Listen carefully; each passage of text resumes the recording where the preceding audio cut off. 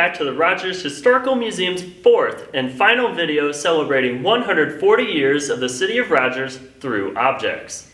This final video features 5 objects spanning the last few decades. Let's take a look at them.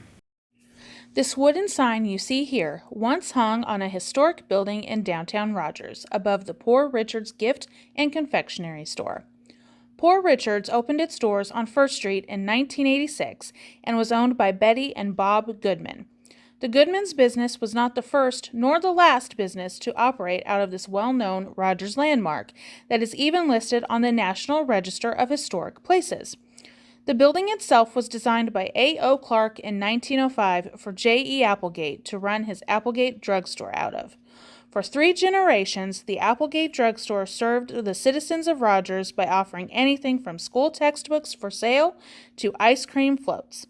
In 1986, the Goodmans bought the building from J.E. Applegate's grandson John and opened up Poor Richard's.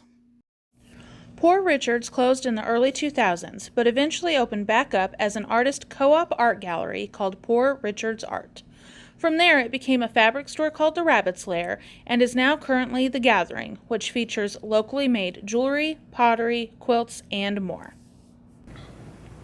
This pair of glasses featuring the number 2000 were used in the New Year's celebration of the year, you guessed it, 2000. The tradition of wearing glasses in the shape of the year or having the year in their design has been around for several decades.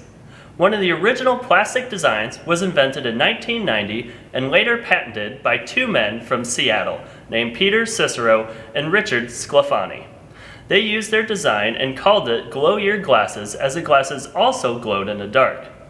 In the year 2000 alone, they sold over 500,000 pairs. Outside of New Year's, they also sold glasses to graduating classes to wear during graduation. Now you can find these types of glasses in most stores around graduation time and, of course, New Year's Eve. The most popular glasses feature years with the numbers 0, 6, 8, and 9, as they can seamlessly be incorporated into the circle of the glasses. The glasses themselves can be made out of plastic that lights up or even glows in the dark, or made out of paper, like the ones you see here. This terracotta colored beret was worn by the former mayor of Rogers and current member of the House of Representatives, Steve Womack.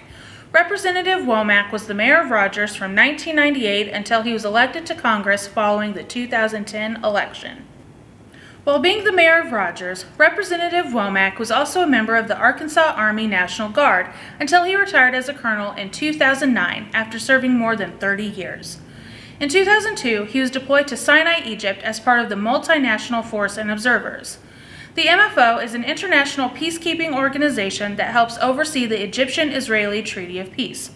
Soldiers of the Multinational Force and Observers wear this distinctively colored beret in combination with the rest of their country's own military uniform. For Representative Womack, that included this jacket, which is on display in the Our Place Gallery here at the Rogers Historical Museum. For the first time in 2007, the world's best women's golfers teed off at the Pinnacle Country Club as Northwest Arkansas became an official stop on the Ladies Professional Golf Association Tour.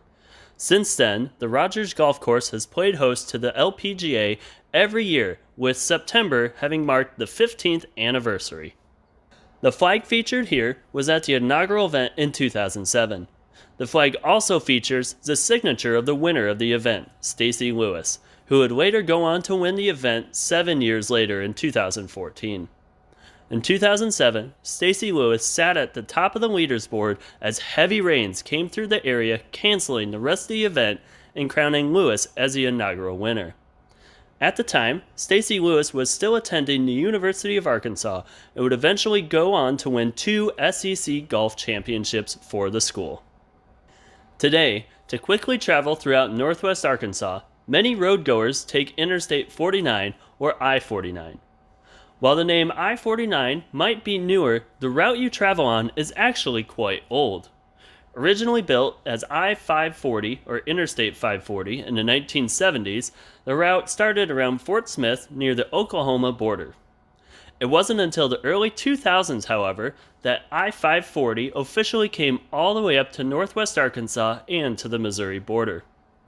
In 2014, it was announced that starting around Van Buren and going north, I-540 would combine with the existing interstate I-49 that extended all the way up to Kansas City. This merger meant that all I-540 highway signs would need to be replaced with new I-49 signs.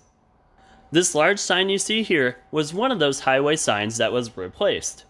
The metal sign on permanent loan from the Arkansas State Highway and Transportation Department measures almost 4 feet wide by 3 feet high.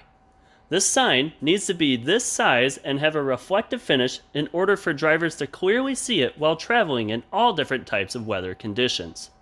Next time you drive by one of the newer I-49 highway signs, take a closer look and remember at just how big they actually are. Thank you for joining us for this fourth and final installation of celebrating 140 years of the City of Rogers through objects. Both large and small, all of the objects featured in these past 4 videos are pieces of the puzzle that make up the city's history. Which objects will define the next 140 years of Rogers? That's up to you and the next generations to decide. We'll see you next time. Bye!